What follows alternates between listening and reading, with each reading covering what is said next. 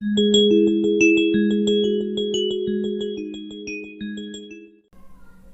Friends, मैं हूं विपुल और आप देख रहे हैं वीआईपीज़ पॉइंट। आज है दिनांक 1 जुलाई 2020 और मैं लेके आ गया हूं बहुत ही इंपॉर्टेंट 15 करंट अफेयर्स आज के लिए। तो चलिए शुरू करते हैं और प्लीज़ मेरे चैनल को पूरा देखिए, इस वीडियो को पूरा देखिए, आपको बहुत ही फ़ायदा होगा। और अगर आप मेरे चैनल पर नए हैं तो आप मेरे चैनल को सब्सक्राइब करें और अगर आपको वीडियो पसंद आती है तो इसे लाइक और शेयर जरूर करें। तो चलिए चलते हैं अपने पहले प्रश्न की तरफ, जो कि है केंद्र सरकार ने उत्तर प्रदेश की राज्यपाल आनंदीबेन पटेल को किस राज्य के राज्यपाल पद का अतिरिक्त कार्यभार सौंपा है? आपके ऑप्शंस हैं ए उत्तर प्रदेश, बी मध्य प्रदेश, सी गुजरात, डी हरियाणा। तो जो इसका करेक्ट ऑप्शन होगा वो होगा ऑप्शन बी मध्य प्रदेश। जी हाँ, केंद्र सरकार ने उत्तर प्रदेश की जो राज्यपाल हैं आनंदीबेन पटेल, उनको मध्य प्रदेश के राज्यपाल पद का अतिरिक्त कार्यभार सौंपा है। मध्य प्रदेश के वर्तमान राज्यपाल लालजी टंडन काफ़ी समय से अस्वस्थ चल रहे हैं, बीमार चल रहे हैं, जिनका इलाज लखनऊ में हो रहा है, यूपी के लखनऊ में हो रहा है। आनंदीबेन पटेल इससे पहले मध्य प्रदेश की राज्यपाल तथा गुजरात की पहली महिला मुख्यमंत्री भी रह चुकी हैं। वे आनंदीबेन पटेल 1987 से भारतीय जनता पार्टी से जुड़ी हुई हैं और इनका जो जन्म हुआ था वो 21 नवंबर 1941 में गुजरात में हुआ था, जो कि एक गांधीवादी परिवार है, उसमें हुआ था। चलिए चलते हैं अपने अगले प्रश्न की तरफ, जो कि है प्रश्न नंबर 2। निम्न में से किस देश ने हाल ही में अमेरिका के राष्ट्रपति डोनाल्ड ट्रंप के खिलाफ गिरफ्तारी वारंट जारी किया हुआ है? आपके ऑप्शंस हैं ए ईरान, बी कुवैत, सी चीन, डी पाकिस्तान। तो जिसका जो करेक्ट ऑप्शन होगा वो होगा ऑप्शन ए ईरान। ईरान ने हाल ही में अमेरिकी जो राष्ट्रपति हैं डोनाल्ड ट्रंप, उनके खिलाफ गिरफ्तारी वारंट जारी किया है। ट्रंप को गिरफ्तार करने के लिए ईरान ने सिर्फ इतना ही नहीं, इंटरपोल से भी मदद मांगी है। ईरान के इस कदम की वजह जो है वो जनवरी में बगदाद में हुए ड्रोन अटैक में जो उनके जनरल हैं, कुर्द जो लड़ाके हैं, उनके जो जनरल हैं कासिम सुलेमानी की मौत मानी जा रही है। इंटरपोल जो है बहुत ही संगीन मामलों में ही वांछित अंतर्राष्ट्रीय अपराधियों के लिए रेड कॉर्नर नोटिस जारी करता है।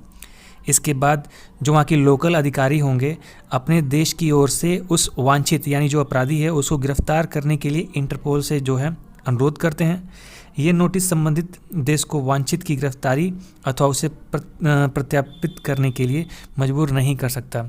तो फिलहाल जो है ईरान ने ऐसा कर दिया है। अब देखते हैं आगे क्या होता है। प्रश्न नंबर 3 इस प्रकार है, अमेरिकी संसद के निचले सदन हाउस ऑफ रिप्रेजेंटेटिव ने किस शहर को देश का 51वां राज्य बनाने के प्रावधान वाले विधेयक को पारित कर दिया है? आपके ऑप्शंस हैं ए New York, be Los Angeles, C Washington, D Santiago. तो जो इसका करेक्ट ऑप्शन होगा वो होगा ऑप्शन सी वाशिंगटन डीसी। जी हाँ, वाशिंगटन डीसी। अमेरिकी संसद के निचले सदन यानी जो हाउस है, सदन जो हाउस ऑफ रिप्रेजेंटेटिव है, ने वाशिंगटन डीसी को देश का 51वां राज्य बनाने के प्रावधान वाले विधेयक को पारित कर दिया है। सदन में वाशिंगटन डीसी को राज्य बनाने के पक्ष में करीब नहीं 232, जबकि इसके अगेंस्ट विरोध में 180 मत पड़े हैं। ऐसा पहली बार हुआ है कि पूरे सदन को वाशिंगटन डीसी को राज्य का दर्जा देने से जुड़े विधेयक पर मतदान करने की अनुमति मिल पाई है। चलिए चलते हैं अपने अगले प्रश्न की तरफ, जो कि है काफ़ी चर्चित और महत्वपूर्ण। अपना अगला प्रश्न नंबर 4, भारत ने टिकटॉक, शेयर इट यूसी सहित 59 चीनी ऐप पर कानून के तहत प्रतिबंध लगाया है, और ये कानून कौन सा है? आपके ऑप्शंस हैं A IT act 2000, B national security act, C IPC, D foreign trade act. जी हाँ, जो इसका करेक्ट आंसर होगा वो होगा ऑप्शन ए आईटी एक्ट 2000। अगर बात करें तो ये किस मंत्रालय ने किया हुआ है, तो सूचना प्रौद्योगिकी मंत्रालय ने इसे बैन किया हुआ है। और जो कानून है वो ये है कि इंफॉर्मेशन टेक्नोलॉजी, जिसको आईटी एक्ट की सेक्शन 69A के तहत, कितने 69A के तहत इसको जो है बैन किया गया है। किसने? आईटी मिनिस्ट्री ने। ये जो सेक्शन 69A में भारत की संप्रभुता और अखंडता को जब खतरा महसूस होता है तो सरकार, मतलब कि कैसे खतरा, यानी जो पब्लिक की डेटा है या जो गवर्नमेंट की डेटा है, अगर वो लीक होने का जो खतरा होता है, तब ये क्या करते हैं, किसी ऐप को या किसी कंप्यूटर को या किसी ब्लॉग को या किसी वेबसाइट को क्या करते हैं, ब्लॉक कर देते हैं। और ये जो प्रक्रिया हुई है वो कैसे हुई है, इसके बारे में आपको जानना चाहिए। जो भारतीय खुफिया एजेंसी है उसने कुछ दिनों पहले ही, अब मैंने अपने पिछले वीडियोस में भी वो दिया था कि 59 ऐप्स को संदिग्ध पाया गया है, उसने सरकार को वो लिस्ट सौंप दी थी। इसके बाद सरकार ने अपने स्तर पर इन ऐप्स की जानकारी ली, फीडबैक लिया कि क्या सच में ये बात है, और गृह मंत्रालय के अधीन जो इंडियन क्राइम कोऑर्डिनेट सेंटर है उसने भी इसकी जांच की है, और इस जांच में पाया गया कि ये ऐप जो हैं देश की सुरक्षा और अखंडता को लेकर खतरा है। ये ऐप यूजर्स की डेटा को चोरी करते हैं। इसके बाद इसने आईटी मिनिस्ट्री को इन ऐप को बैन करने को लेकर जो है रिकमेंड किया, सिफारिश की। तब जाकर आईटी एक्ट और आईटी जो मिनिस्ट्री है उसने फिर से इनको चेक किया, रीचेक किया कि क्या ये बात सही है। जब उनको लगा कि वाकई ये ऐप्स भारतीय सुरक्षा में सेध लगा सकते हैं तो इन्होंने इसको तुरंत जो है बैन कर दिया है। अब इस बैन के बाद चीन की छटपटाहट जारी है, और ऐसा नहीं है कि सिर्फ ऐप्स ही हैं। चीनी कंपनियों ने हमारे देश में बहुत ही हज़ारों करोड़ रुपए का जो है वो निवेश कर रखा हुआ है, जो कि आपको मैं अभी बताता हूँ। जैसे भारत में जो चीनी कंपनी हैं, जैसे अलीबाबा, टेंसेंट, टीआर कैपिटल, हिल हाउस कैपिटल सहित कई चाइनीज़ इन्वेस्टर्स ने हमारे यहाँ जो इंडियन स्टार्टअप कंपनीज़ हैं उनके साथ निवेश किया हुआ है। प्राइवेट इक्विटी और वेंचर कैपिटल पर नज़र रखने वाली कंपनी वेंचर इंटेलिजेंस के अनुसार ये जो चाइनीज़ इन्वेस्टर्स हैं उन्होंने करीब करीब कितने 5.5 बिलियन डॉलर से ज़्यादा का निवेश भारत में किया हुआ है। मतलब कितने हो गए, करीब करीब 41,000 करोड़। कितने? 41,000 करोड़ रुपए। चलिए चलते हैं अपने अगले प्रश्न की तरफ, जो कि है प्रश्न नंबर 5। केंद्र सरकार ने किस कंपनी का सबसे बड़ा आईपीओ लाने की प्रक्रिया के तहत इसके वैल्यूएशन के लिए मर्चेंट बैंकों व एजेंसी से निविदा यानी बिड जो होती है वो मांगी है? आपके ऑप्शंस हैं, option A ISRO, B LIC, C DRDO, D railway. आपको ऑप्शंस बताने से पहले मैं आपको बता दूं कि आईपीओ का फुल फॉर्म क्या होता है। इसे बोलते हैं इनिशियल पब्लिक ऑफरिंग। तो जो इसका करेक्ट ऑप्शन होगा वो होगा एलआईसी। जी हाँ, कोविड-19 की वजह से देश में जो आर्थिक स्थिति चरमराई है, ख़ास तौर पर जो फाइनेंशियल इंस्टीट्यूशंस हैं, ये उन्हीं के बारे में है। इस वक्त जो एलआईसी है उसमें सरकार का करीब 100% यानी 100% जो है स्टेक है। सरकार ने पहले से ऐलान किया हुआ है कि वह इसका आईपीओ यानी इनिशियल पब्लिक ऑफरिंग लाएगी। मतलब आप जानते हैं आईपीओ का मतलब इसमें होगा फॉर्म में विनिवेश। सरकार इसका कुछ हिस्सा बेचना चाह रही है। तो कोविड-19 की वजह से बहुत सारे लोगों का मानना था कि शायद इसमें काफ़ी देर होगी और जो अभी आईपीओ है वो नहीं आएगा, लेकिन सरकार ने यह कदम उठा लिया है कि वो आईपीओ लाएगी। और जो जानकारी चाहिए थी उन लोगों को वो ये है कि आखिर में ये आईपीओ है क्या, ये चीज़ क्या है, इसकी ज़रूरत क्यों है। मान लीजिए अगर किसी कंपनी ने जनरल जो लोग हैं, पब्लिक है, उससे अभी तक पैसा नहीं उठाया है और वह पब्लिक जो है वो पहली बार जो पब्लिक में जाके अपने सामान यानी उनके सामने जाती है और कहती है कि आप हमारा कुछ हिस्सा खरीद लीजिए, आगे चल के जो भी बेनिफिट कंपनी को होगा वो आप में भी शेयर किया जाएगा, तो इसी को क्या बोलते हैं, आईपीओ बोलते हैं। चलते हैं अपने अगले प्रश्न की तरफ, जो कि है छठा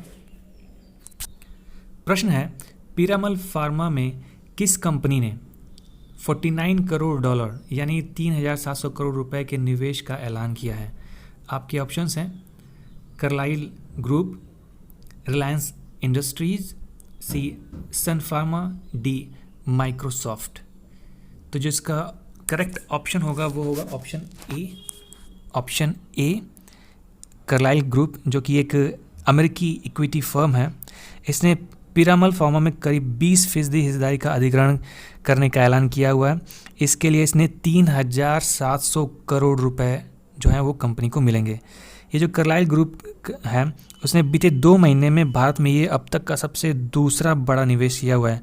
इससे पहले कंपनी ने animal pharma company Sequent Scientific में 74% जो है हिस्सेदारी वो खरीदी है। चलिए चलते हैं अपने अगले प्रश्न की तरफ, जो कि है 7वां।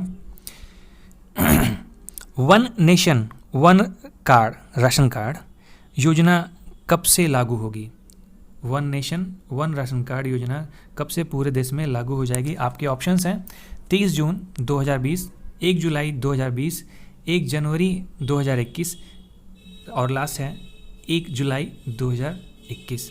तो जो इसका करेक्ट ऑप्शन होगा वह होगा 1 जुलाई 2020, ऑप्शन बी। जी हाँ, one nation one ration card जो होगा वो 1 जुलाई 2020 से पूरे देश में उपलब्ध हो जाएगा। इसके तहत जो होगा केंद्र सरकार ने one nation one ration card की जो ये महत्वाकांक्षी परियोजना है, इसमें एक लाभार्थी यानी जिसके पास ये राशन कार्ड होगा वह किसी भी राशन की दुकान से सब्सिडी वाला अनाज खरीद सकेगा। यह योजना 1 जुलाई यानी आज से ही शुरू हो चुकी है। केंद्र सरकार ने राज्यों और केंद्र शासित प्रदेशों को 30 जून 2020 तक राशन की दुकानों में पॉइंट ऑफ सेल, जिसको POS कहते हैं, मशीनों का उपयोग करने के लिए दिशा निर्देश जो था वो जारी कर दिया था। देश भर में लगभग 77% राशन जो है दुकानों में POS मशीनें जो हैं वो लग चुकी हैं। दुकानों में ये POS जो मशीनें हैं वो लग चुकी हैं, जैसे आंध्र प्रदेश, गुजरात, हरियाणा, झारखंड, कर्नाटक, केरला, इन सब में इस वितरण प्रणाली से खाद्यान्न भी क्या हो गए हैं, आप बटने भी लगे हुए हैं, जिसके तहत हर महीने खाद्यान्न की आपूर्ति की जाती है और उन्हें हर महीने करीब 80 करोड़ से अधिक लोगों को 1 से 3 रुपये प्रति किलोग्राम की अत्यधिक रियायती दरों पर आपूर्ति की जाती है। चलिए चलते हैं अपने अगले प्रश्न की तरफ, जो कि है 8वां। केंद्र सरकार ने प्रधानमंत्री मुद्रा योजना के तहत शिशु लोन के कर्जदाताओं को कितने प्रतिशत ब्याज सहायता देने की मंजूरी दे दी है? आपके ऑप्शंस हैं A 3%, B 4%, C 5%, D 2%। जी हाँ, जो इसका ऑप्शन होगा, करेक्ट ऑप्शन होगा वो होगा D, जो कि है 2%। यह कदम जो है छोटे कारोबारियों को लॉकडाउन से हुई समस्या से उभरने में मदद के लिए उठाया गया है, ताकि उससे जो छोटे कारोबारियों को फ़ायदा हो सके। प्रधानमंत्री मुद्रा योजना की जो शिशु श्रेणी में लाभार्थियों को 50,000 रुपये तक का कर्ज बिना किसी गारंटी के दिया जाता है। 24 जून को हुई केंद्रीय मंत्रिमंडल की बैठक में इसका जो है वो निर्णय लिया गया था। इस योजना की शुरुआत नरेंद्र मोदी ने 8 अप्रैल 2015 को ही कर दी थी। इसके तहत करीब 10 लाख रुपए तक का कर्ज जो है लघु एवं सूक्ष्म उद्यमियों को दिया जाता है। चलिए चलते हैं अपने अगले प्रश्न की तरफ। प्रश्न इस प्रकार है, किस राज्य या केंद्र शासित प्रदेश ने प्लाज्मा बैंक बनाने का ऐलान किया हुआ है? जी हाँ, आपके ऑप्शंस हैं A Uttar Pradesh, B Delhi, C Maharashtra, D Rajasthan. Option है ऑप्शन B दिल्ली। जी हाँ, LNJP में पिछले कुछ दिनों में 35 मरीजों को प्लाज्मा दिया गया, जिसमें से 34 की जान बच गई है। यह पूरे देश में शायद पहला प्लाज्मा बैंक होगा। यह प्लाज्मा बैंक किसमें है? ILBS हॉस्पिटल में स्थित है। अब बात है, कुछ जनरल टॉक कर लेते हैं। ये प्लाज्मा क्या होता है? ये जो प्लाज्मा होता है वो खून में कुछ चीज़ें जैसे वाइट ब्लड सेल्स हैं, जिसको WBC और RBC और ये प्लाज्माइन से मिलकर बना होता है। तो जो 55% हिस्सा होता है वो प्लाज्मा होता है, और इसका जो मूल रंग होता है कैसा होता है? जो कलर होता है वो पीले रंग का होता है। अब ये जो प्लाज्मा थेरेपी है वो है क्या? इस थेरेपी में उन लोगों को, यानी जिनको ये थेरेपी दी गई है ना, उनके खून का इस्तेमाल किया जाता है जो इलाज के बाद ठीक हो चुके हैं। यानी जिसको कोरोना हुआ था और उनको प्लाज्मा थेरेपी के हिसाब से उनको दवाइयाँ दी गई थी, थेरेपी दी गई थी, और वो जो ठीक हो चुके हैं तो उनके खून से जो है अगले वाले को उपचारित किया जाता है। मतलब कोविड-19 से ठीक हो चुके मरीज के ब्लड प्लाज्मा में जो एंटीबॉडीज़ होते हैं वे दूसरे रोगी के खून में रोग प्रतिरोधक क्षमता बढ़ाने में मदद करते हैं। इसीलिए इसमें इस समय प्लाज्मा थेरेपी पे ज़्यादा फोकस किया गया है। दोस्तों, एक चीज़ और पिछले कुछ दिनों से ये चला था कि आखिर में वैक्सीन और जो है ब्लड जो वैक्सीन और ब्लड प्लाज्मा थेरेपी, इसमें अंतर क्या है? अंतर बहुत छोटा सा है। जो ब्लड प्लाज्मा थेरेपी है ये कुछ हद तक टीकाकरण जो होता है ना उसी के समान होता है। जैसे अगर किसी को पोलियो का वैक्सीनेशन हुआ है, किसी पे किया गया है और उसके बाद पोलियो का इन्फेक्शन उसे होता है, तो इम्यून सिस्टम एंटीबॉडी का उत्पादन करने लगता है और एंटीबॉडी और वायरस के बीच वार होती है और ये जो वायरस है वो अपने आप ख़त्म हो जाता है। कुछ हद तक ऐसा ही ब्लड प्लाज्मा थेरेपी भी होता है। लेकिन टीकाकरण में खास बात यह है कि यह ज़िंदगी भर इम्यूनिटी प्रदान करता है, जबकि ब्लड प्लाज्मा थेरेपी के मामले में इसका प्रभाव तभी तक रहता है जब इंजेक्शन के जरिए प्लाज्मा शरीर में पहुंचाया जाता है। और ये जो प्लाज्मा थेरेपी है वो एक अस्थायी सुरक्षा के लिए है। ये उसी तरह काम करता है जैसे कोई माँ अपने बच्चे को दूध पिलाती है तो वो क्या ट्रांसफ़र करती है, एंटीबॉडीज़ ट्रांसफ़र करती है अपने बच्चे के अंदर। इसलिए बोलते हैं कि जो माँ जब बच्चा पैदा होता है तो सबसे पहले उसको माँ का ही दूध, गाढ़ा पीला दूध पिलाना चाहिए। ये वही चीज़ है, वही एंटीबॉडीज़ जो हैं वो माँ अपने बच्चे में ट्रांसफ़र करती है। चलते अपने अगले प्रश्न की तरफ, जो कि है प्रश्न 10। 10वां प्रश्न इस प्रकार है, भारत का कौन सा आईआईटी संस्थान दुनिया में ऑनलाइन डिग्री करने वाला यानी देने वाला इंस्टीट्यूट बन गया है? आपके ऑप्शंस हैं A IIT Mumbai, B IIT Delhi, C IIT Chennai यानी मद्रास, डी आईआईटी रुड़की। तो इसका जो करेक्ट ऑप्शन होगा वो होगा सी आईआईटी चेन्नई, जिसको मद्रास भी बोलते हैं, आईआईटी मद्रास भारत का पहला जो है वो ऑनलाइन डिग्री कराने वाला इंस्टीट्यूट बन गया है। हाल ही में आईआईटी जो मद्रास है ने डेटा विज्ञान और प्रोग्रामिंग में ऑनलाइन डिप्लोमा और क्या बीएससी कार्यक्रम शुरू किया है, जिससे एडमिशन के लिए कोई भी आयु सीमा निर्धारित नहीं की गई है। चलिए चलते हैं अगले प्रश्न की तरफ, जो कि है 11वां। हाल ही में आईआईसी के एलीट पैनल में किस भारतीय अंपायर को है जो शामिल किया गया है? आपके ऑप्शंस हैं अनिल कुंबले, बी नितिन मेनन, सी कपिल देव, डी इनमें से कोई नहीं। तो जो आपके करेक्ट ऑप्शन है वो होगा बी, जो कि है नितिन मेनन। जी हाँ, भारतीय अंपायर नितिन मेनन को अंतर्राष्ट्रीय क्रिकेट परिषद के अंपायरों के एलीट पैनल में शामिल किया गया है। उन्हें आगामी 2020 और 21 सत्र के लिए एलीट पैनल में शामिल किया गया है। आप सभी जानते हैं कि ये जो विश्व कप है क्रिकेट मैचेस है वही आईसीसी ही करवाता है, जिसको इंटरनेशनल क्रिकेट काउंसिल बोलते हैं, जिसकी स्थापना कब हुई थी? 15 जून को हुई थी। कब हुई थी? 1909 में। 1909 में हुई थी। कहाँ पे हुई थी? इसका जो मुख्यालय है वो दुबई में है। इसके जो अध्यक्ष कौन है? जी हाँ, शशांक मनोहर। चलते हैं अगले प्रश्न की तरफ, जो कि है 12वां। हाल ही में रूस ने संवैधानिक सुधारों पर मतदान शुरू कर दिया है, जो राष्ट्रपति व्लादिमीर पुतिन को कार्यालय में कितने वर्ष तक सेवा करने की अनुमति दे सकते हैं? आपके ऑप्शंस हैं 2026, बी 2030, सी 2036, डी 2042। तो इसका जो करेक्ट ऑप्शन होगा वो होगा ऑप्शन सी 2036। जी हाँ, रूस ने संवैधानिक सुधारों पर मतदान शुरू कर दिया है, जो राष्ट्रपति व्लादिमीर पुतिन को कार्यालय में एक और 2 कार्यालय प्रदान करने की अनुमति दे सकता है। आधिकारिक वोट 1 जुलाई के लिए निर्धारित हैं, लेकिन अधिकारियों ने कहा है कि वे महामारी के बीच भीड़भाड़ को रोकने के लिए 1 सप्ताह पहले मतदान केंद्र खोल रहे थे। 2036 तक, कब तक? 2036 तक संभावित रूप से रूस का नेतृत्व करने की अनुमति देने के अलावा सुधारों को रूस के संसद के ऊपरी सदन द्वारा अनुमोदित के लिए शीर्ष न्यायाधीशों और अभिजनों को नामित करने की शक्ति प्रदान करता है। और इन्हीं शक्तियों के द्वारा जो पुतिन है उनको 2036 तक रूस का जो राष्ट्रपति है, जो उसका जो कार्यालय है उसको सौंपने की अनुमति दी जा सकती है। यानी कब तक? 2036 तक। 13वां प्रश्न इस प्रकार है, किस देश ने हाल ही में राष्ट्रीय स्मारकों को नुकसान पहुंचाने वालों के खिलाफ मुकदमा चलाने के लिए एक कार्यकारी आदेश पर हस्ताक्षर कर दिया है, जिसमें 10 साल तक की जेल की सज़ा हो सकती है? आपके ऑप्शंस हैं ए भारत, बी संयुक्त अरब अमीरात, सी अमेरिका, डी चीन। तो जिसका करेक्ट ऑप्शन होगा वो होगा सी अमेरिका। जी हाँ, अमेरिकी राष्ट्रपति डोनाल्ड ट्रंप ने राष्ट्रीय स्मारकों को नुकसान पहुंचाने वालों के खिलाफ मुकदमा चलाने के लिए एक कार्यकारी आदेश पर हस्ताक्षर किया है, जिसमें नुकसान पहुंचाने वाले को 10 साल तक की जेल हो सकती है। और यह आदेश 25 मई को जो अफ्रीकी अमेरिकी नागरिक जो थे जॉर्ज फ्लॉयड, मैंने आपको अपने पिछले वीडियो में बताया था, जॉर्ज फ्लॉयड की जो हत्या हुई थी पुलिस के थ्रू, मतलब कि जाने अनजाने में, जानबूझ के ही ऐसा कहा जा रहा है कि ऐसा किया गया था।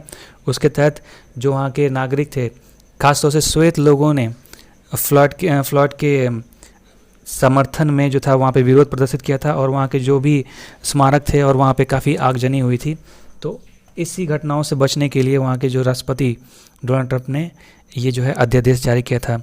और हाल ही में जो ब्लैक लाइफ मैटर्स जो है, ये अभियान जो है काफ़ी दुनिया भर में प्रचलित हो चुका है। चलते हैं अगले प्रश्न की तरफ, जो कि है 14वां। जस्टिस बीपी कटेकी को किस राज्य में हुई गैस रिसाव की जांच हेतु गठित समिति का अध्यक्ष नियुक्त किया गया है? आपके ऑप्शंस हैं ए भोपाल, बी असम, सी केरल, डी झारखंड। तो इसका जो करेक्ट ऑप्शन होगा वो होगा असम। जी हाँ, जो नेशनल ग्रीन ट्रिब्यूनल, जिसको एनजीटी कहते हैं, ने 25 जून 2020 को असम के बागान के तेल लिमिटेड यानी OIL के बागान के कुएं में विस्फोट की जांच के लिए न्यायमूर्ति बीपी कटेकी की अध्यक्षता में एक उच्च स्तरीय जो समिति है उसका गठन किया हुआ है। आग लगने के कारण होने वाले नुकसान के लिए NIL द्वारा OIL पर 25 करोड़ रुपए का जुर्माना लगाया गया है। बागजान तेल में क्षेत्र में उत्पादन और डीलिंग को रोकने के लिए असम के प्रदूषण मंत्रालय, जिसको PCDA कहते हैं, द्वारा तेल को एक बंद नोटिस भी जारी किया गया था। चलिए चलते हैं अगले प्रश्न की तरफ। 15वां प्रश्न इस प्रकार है, क्रेडिट गारंटी स्कीम फॉर सब ऑर्डिनेट डेब्ट, जिसको CGSSD भी कहते हैं, किसने लॉन्च किया था? ए निर्मला सीतारमण, बी S विजयशंकर, सी नितिन गडकरी, डी शिवराज सिंह चौहान। जो इसका करेक्ट ऑप्शन होगा वो होगा सी नितिन गडकरी। जी हाँ, अभी जो लॉकडाउन चला है, जैसे बहुत सारी कंपनियां जो हैं वो करीब करीब बंद हो चुकी हैं, तालाबंदी उनके लग चुकी है। तो ये जो मरणासन हो गई कंपनियां हैं, इनको फिर से जिंदा करने के लिए ये जो CGSSD जो कार्यक्रम है, यानी क्रेडिट गारंटी स्कीम फॉर सब ऑर्डिनेट डेब्ट, इसको लॉन्च किया है हमारे नितिन गडकरी जी ने। और इस योजना के तहत जो सूक्ष्म लघु और मध्यम उद्यम है, यानी जिसको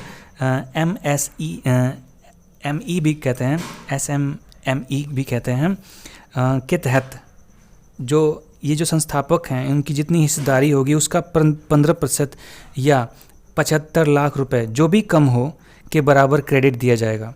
मूलधन के भुगतान पर 7 वर्ष की मोहलत भी दी जाएगी, जबकि पुनर्भुगतान के लिए अधिकतम अवधि जो होगा वो 10 वर्ष का होगा, जिससे जो है उद्यमियों के पास अच्छा खासा समय होगा अपने कर्ज को चुकाने के लिए। तो दोस्तों, आज का ये था 15 महत्वपूर्ण करंट अफेयर्स। मुझे उम्मीद है आपको पसंद आया होगा। अगर पसंद आए तो प्लीज़ मेरे चैनल को लाइक और सब्सक्राइब जरूर करें और वीडियो को शेयर तो ज़रूर करें।